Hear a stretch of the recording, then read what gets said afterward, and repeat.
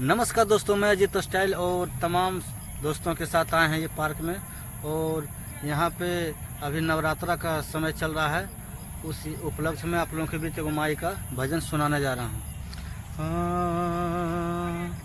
कि रोवेले बझनियाए मैया, रोवेले बझनियाए मैया, तिलखी के हो दुबरिया। रोवेले बझनियाए मैया, तिलखी के हो दुबरिया।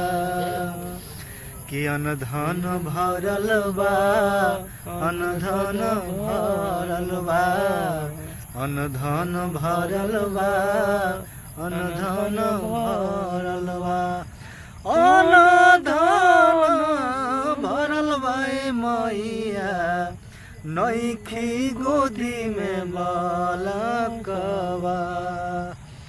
रोवेले बझनियाए मैया, तिलखी के हो दुबरिया।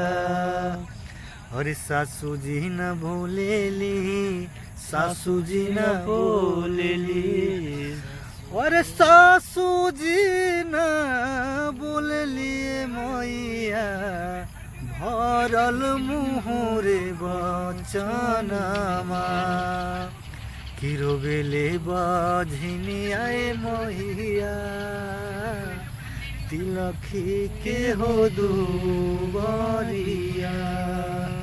कि अनधन भरल बा, अनधन भरल बा, अनधन भरल बा मैया, नइखी गोदी में बालकवा।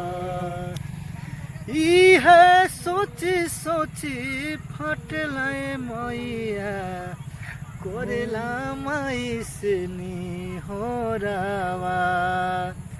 कि ससुर जी न बोलेली, ससुर जी न बोलेली, ससुर जी न बोलेली मैया, भरल मुहरे बचनिया।